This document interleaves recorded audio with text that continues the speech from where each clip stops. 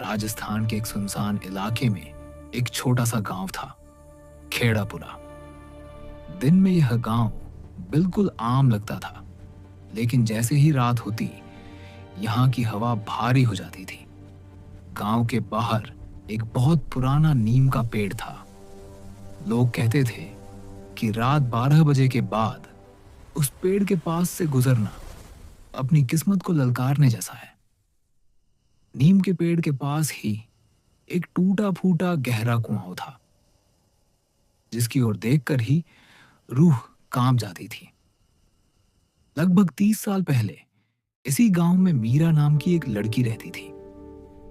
वह गांव की सबसे सुंदर लड़की थी, लेकिन उसकी जिंदगी सबसे ज्यादा दर्द से भरी हुई थी। उसकी शादी जबरदस्ती एक नशेड़ी आदमी से कर दी गई। हर दिन मार, हर दिन अपमान और सहने के अलावा उसके पास कोई रास्ता नहीं था। एक रात मीरा चुपचाप अपने घर से निकली। उसके कदम सीधे उसी नीम के पेड़ की ओर बढ़ते चले गए।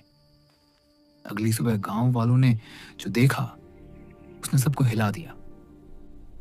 मीरा की लाश कुएं के पास पड़ी थी। कह दिया गया कि उसने आत्महत्या की और मामला वहीं दबा दिया गया। समय बीत गया। साल 2026 में शहर से एक लड़का अमन उसी गांव में अपनी नानी के घर रहने आया। नानी का घर नीम के पेड़ से सिर्फ 50 मीटर दूर था। पहली ही रात अमन को किसी औरत के रोने की आवाज सुनाई दी। बचाओ, मुझे यहां से ले जाओ। अमन घबरा गया और दरवाजा खोलकर बाहर देखा। बाहर कोई नहीं था, लेकिन नीम के पेड़ के नीचे एक औरत खड़ी थी। सफेद साड़ी, खुले लंबे बाल और उसका चेहरा आधा जला हुआ। अमन डर के मारे हिल भी नहीं पाया। उस औरत ने सिर्फ इतना कहा, तू भी यहीं फंस जाएगा। और अगले ही पल वह गायब हो गई। अगली सुबह अमन ने यह बात नानी को बताई। नानी का चेहरा पीला पड़ गया। उन्होंने धीमी आवाज में कहा, बेटा, वो मीरा है। फिर नानी ने वो सच बताया जो कभी सामने नहीं आया था। मीरा ने आत्महत्या नहीं की थी, उसे जिंदा जलाया गया था और उसकी लाश कुएं में फेंक दी गई थी। डर और रसूख के कारण मामला दबा दिया गया। उस रात अमन को एक भयानक सपना आया।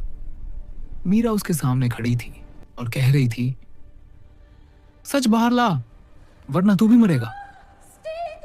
अगली सुबह नीम के पेड़ के पास जला हुआ चाकू मिला।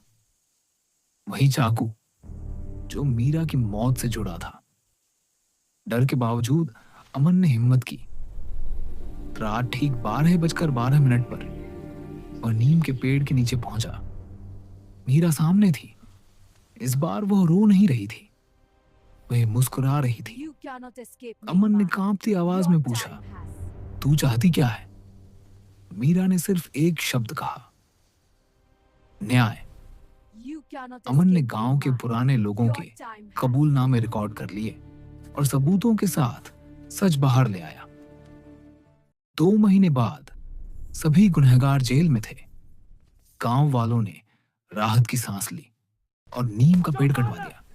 लेकिन जैसे ही पेड़ गिरा, उसकी जड़ों के नीचे से एक और मानव कंकाल निकला। ऐसा कंकाल जिसका जिक्र किसी भी पुलिस रिपोर्ट में नहीं था।